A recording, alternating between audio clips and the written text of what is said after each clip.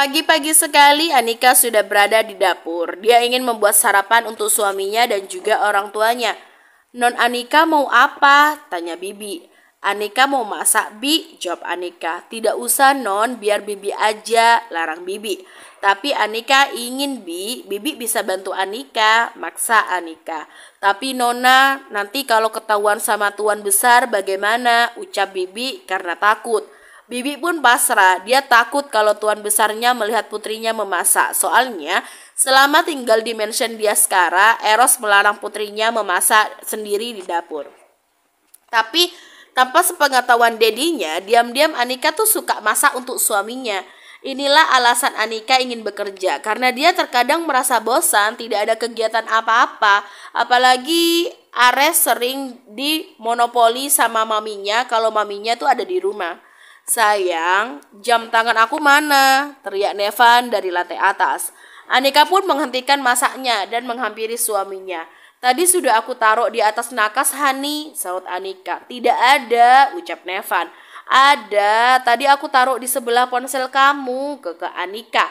"Ia ingat tadi menaruhnya di atas nakas." "Tidak ada sayangku," sahut Nevan sambil menguyel-nguyel pipi istrinya dengan gemas. Anika pun akhirnya masuk ke dalam kamarnya. "Ini apa kalau bukan jam tangan, Hani?" ucap Anika sambil menunjuk jam tangan suaminya yang ada di atas nakas. "Sejak kapan ada jam tangan di situ? Tadi perasaan aku sudah mencarinya tapi nggak ada deh," ujar Nevan. Anika merotasi matanya dengan malas. Ia tahu kebiasaan suaminya yang tidak mau berusaha mencarinya dulu. "Dasiku mana sayang?" tanya Nevan lagi. "Ya ampun Hani, dasi kamu kan ada di atas ranjang. Memangnya tadi waktu kamu ambil ke meja tidak lihat apa?" omel Anika. Dia sudah menyiapkan baju kerja untuk suaminya di atas ranjang, termasuk dasi dan juga jasnya. "Tidak lihat," sahut Nevan dengan cuek. Anika mendengus kesal. Dia mengambil dasi itu lalu memakaikannya di leher suaminya. "Menunduklah," pinta Anika. "Siap Nyonya," ucap Nevan mengulum senyum sambil menundukkan kepalanya. Nevan memang sengaja mengerjai istrinya. Ia kesal karena saat bangun tidur istrinya sudah tidak ada lagi di sampingnya. "Jangan cemberut sayang," ucap Nevan sambil merangkul pinggang istrinya. "Kamu kebiasaan tidak mau mencarinya dulu," omel Anika. "Sengaja, salah sendiri main kabur gitu aja," sahut Nevan sambil mengecupi bibir istrinya yang mengerucut. "Diam Hani, kapan selesainya kalau kamunya tidak bisa diam begini?" kesal Anika. "Morning kiss dulu, baru aku mau diam," ucap Nevan sambil memanyunkan bibirnya. Anika mengecup singkat bibir suaminya. "Bukan kayak gitu sayang, yang lama," rengek Nevan seperti anak kecil. "Buruan, nanti kamu telat," ucap Anika.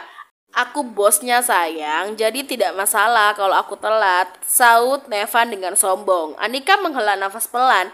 Dia pun menempelkan bibirnya ke bibir suaminya. Nevan tidak ingin menyia-nyiakan kesempatan itu. Dia langsung menekan tengkuk istrinya dan memperdalam lumatannya di bibir istrinya. Cukup lama bibir mereka saling bertaut hingga Anika memukul dada suaminya karena merasa sesak. Nevan pun melepaskan tautan bibirnya. Anika langsung mengambil udara dengan rakus. Nafasnya sesak akibat suaminya menciumnya terlalu lama. "Kau ingin membunuhku, ha?" kesal Anika. "Maaf sayang," sahut Nevan cengengesan sambil mengusap bekas saliva yang ada di bibir istrinya. "Oe, oe." Ares terbangun merasa terusik dengan keributan yang ada di sekitarnya. Nevan mendekati ranjang dan langsung mengangkat tubuh putranya. "Cup, cup, cup. Jangan menangis, boy." Nevan menenangkan putranya. Tak lama bayi itu berhenti menangis. Mereka bertiga turun ke bawah untuk melakukan makan pagi. "Hah? Bagaimana bisa?" ucap Matteo shock saat asistennya menghubunginya dan mengatakan saham perusahaannya tuh anjlok. "Lakukan sesuatu. Aku akan segera ke sana," titah Matteo dan mematikan panggilannya. Matteo mengambil jas serta tasnya yang ada di kursi dan buru-buru pergi ke perusahaannya. "Ada apa, Pak?" tanya Agni ingin tahu. "Saham perusahaan anjlok, Ma. Papa harus segera ke perusahaan," jawab Matteo buru-buru. Matteo meninggalkan Agni begitu saja. Ia harus segera ke perusahaan untuk menyelesaikan permasalahannya di perusahaannya. Sebenarnya Matteo penasaran kenapa saham perusahaannya tuh bisa tiba-tiba bermasalah. Padahal kemarin saham perusahaannya tuh masih stabil.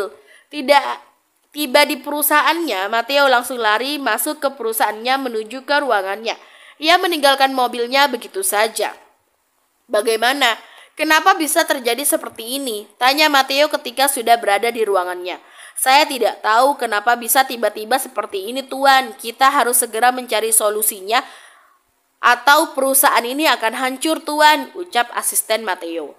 Kenapa perusahaan New Blue tiba-tiba menarik sahamnya? Tanya Matteo. Saya tidak tahu, Tuan, mereka menariknya secara mendadak dan karena itu membuat nilai saham kita tuh turun dan para pemegang saham mendesak kita untuk melakukan meeting darurat. Matteo mengurutkan keningnya yang terasa berdenyut. Ia bingung kenapa tiba-tiba perusahaannya bisa mengalami guncangan seperti ini. Siapkan jadwal untuk menemui pimpinan perusahaan New Blue, titah Matteo. Sangat sulit untuk menemui pemimpin perusahaan itu, Tuan. Aku tidak mau tahu. Kita harus cari tahu alasan dia menarik sahamnya. Perintah Matteo tidak mau dibantah. Bagaimana? Tanya Nevan saat sudah ada di perusahaannya. Perusahaan Nawel tengah mengalami goncangan setelah kita menarik saham kita sebesar 25%, Tuan. Nilai saham mereka turun drastis dan beberapa hari ke depan akan diadakan rapat pemegang saham. Lalu, tanya Nevan, sesuai yang Anda perintahkan, Tuan, saya juga sudah menyabotase pembangunan hotel milik perusahaan Lawson dan menyebabkan bangunan itu roboh. Nevan manggut-manggut mendengar ucapan asistennya. Ia cukup puas dengan kinerja asistennya selama ini. Terus pantau kedua perusahaan itu dan pastikan mereka tidak bisa saling membantu. Saya sudah susupkan orang kita untuk masuk ke dalam dua perusahaan itu, Tuan. Good. Kosongkan jadwalku. Aku ingin mengajak istriku jalan-jalan. Lanjut Nevan, ia ingin mengajak istrinya jalan-jalan agar istrinya itu tidak merasa bosan. Ia sadar kalau selama ini Nevan sibuk dengan pekerjaannya membuat ia tidak ada waktu untuk membawa istrinya jalan-jalan. Milo mengangguk kemudian keluar dari ruangan Nevan. Aku tidak akan membiarkan orang-orang yang mengganggu istriku hidup dengan tenang. Gumam Nevan tersenyum smik. Nevan menyelesaikan pekerjaannya. Waktu terus bergulir hingga tak terasa sudah memasuki jam makan siang. Lalu Nevan menghentikan pekerjaannya. Ia menutup laptopnya dan merapikan semua berkas yang berserakan di atas meja kerjanya. Dia mengambil jasnya yang ia gantungkan di tempat gantungan lalu keluar dari ruangannya. Sopir sudah menunggu Nevan di depan lobi perusahaannya. Nevan masuk ke dalam mobil dan mobil yang ia tumpangi melaju menuju rumahnya. Ia ingin menjemput istrinya yang masih berada di rumahnya. Sayang, panggil Nevan. Ada apa? Tumben kamu sudah pulang? Tanya Anika saat melihat suaminya sudah pulang, padahal masih siang bolong. Ayo jalan-jalan, khusus hari ini suamimu akan memanjakan istrinya, ucap Nevan sambil mengecup kening istrinya. Gawat, Dad. Proyek hotel yang sedang kita bangun tuh roboh, ucap Arwan yang baru saja masuk ke dalam ruangan dedinya. Hah? Bagaimana bisa? Lalu apa kau sudah menyelidikinya? Tanya Lawson terkejut. Lawson menghentikan pekerjaannya. Ia terkejut mendengar kabar buruk dari putranya. Ia tidak menyangka proyek yang sedang mereka kerjakan akan mengalami kejadian seperti ini. Kita urus itu nanti, Dad, karena ada yang lebih penting daripada itu. Banyak kuli bangunan yang terkena dampak runtuhan itu, saut Arwan.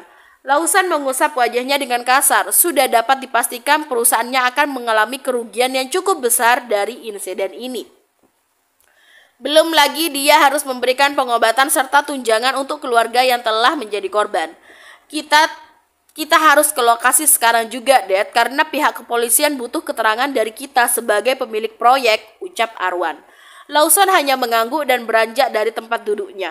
Arwan keluar dari ruangan dedinya disusul oleh Lawson di belakangnya.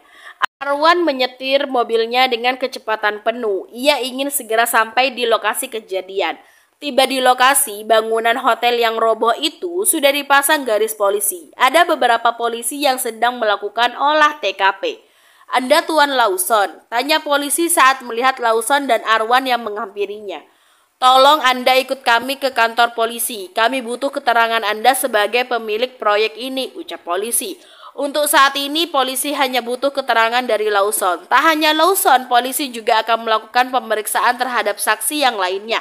Adapun nanti kalau dalam penyelidikan terbukti ada pelanggaran-pelanggaran hukum, maka polisi akan menindaklanjutinya.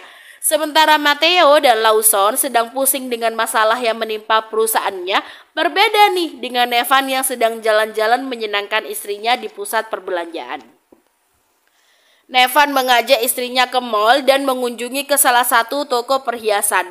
"Berikan saya satu set perhiasan limited edition," ucap Nevan kepada pemilik toko. Pemilik toko mengeluarkan satu set perhiasan limited edition edisi terbaru. "Kamu coba sayang," ucap Nevan sambil mengambil alih Ares dari gendongan istrinya. "Untuk apa, Hani? Di rumah kan udah ada," tolak Anika. Dia menyayangkan uang suaminya kalau harus membeli perhiasan lagi. Sementara di rumah juga sudah ada banyak perhiasan yang dibelikan suaminya dan juga orang tuanya. Bahkan ibu mertuanya juga pernah membelikan satu set perhiasan untuknya. "Saya ambil yang ini aja, Mbak," ucap Nevan membuat Anika melongo. Bukankah barusan dia menolaknya? Tapi kenapa suaminya itu justru membelinya? Tidak ngerti lagi deh Anika dengan kelakuan suaminya. "Sayang," ucap Anika, namun langsung dipotong oleh Nevan. "Jangan protes sayang, jarang-jarang aku membelikan suatu barang untukmu," sela Nevan. Jarang memang, namun sekalinya memberinya hadiah, suaminya itu tidak tanggung-tanggung. Masalah pulau saja suaminya itu langsung membelikannya. Bahkan tanpa sepengetahuan Anika, Nevan juga memberikan saham senilai 15% atas nama putranya sebagai hadiah dari kelahirannya. Dia sengaja tidak bilang pada istrinya karena kalau istrinya tahu pasti akan memprotesnya. "Kita kemana lagi sayang?" tanya Nevan. "Beli baju ya Hani," jawab Anika tersenyum sambil mendorong stroller putranya. "Boleh sayang, beli apapun yang kamu suka," ucap Nevan. "Kamu memang yang terbaik," ucap Anika sambil mengecup pipi suaminya. Anika tidak malu mencium pipi suaminya di tempat umum. Bahkan banyak pengunjung yang iri melihat kemesraan mereka berdua. Apalagi paras Nevan yang tampan, tentu membuat mereka iri dengan Anika. Nevan merengkuh pinggang istrinya lalu membisikkan sesuatu di telinga istrinya. "Tapi ini tidak gratis ya Nyonya, kamu harus membayarnya 2 ronde nanti malam," bisik Nevan membuat Anika bergidik ngeri mendengarnya. "Dasar mesum," cebik Anika sambil mencubit pinggang suaminya. "Mesum sama istri sendiri tidak ada salahnya bukan?" goda Nevan sambil menaik turunkan alisnya. Anika melengoskan wajahnya ke sembarang arah. Dia baru tahu kalau ternyata banyak sekali pengunjung yang memperhatikannya, terutama kepada suaminya. "Hani, ayo kita beli topi sama masker dulu," ucap Anika. "Hah? Buat apa sayang?" tanya Nevan dengan heran. "Wajahmu harus ditutupin Hani, aku tidak mau wajahmu dilihat banyak orang, terutama para wanita itu," saut Anika dengan kesal. Nevan mengedarkan pandangannya penasaran.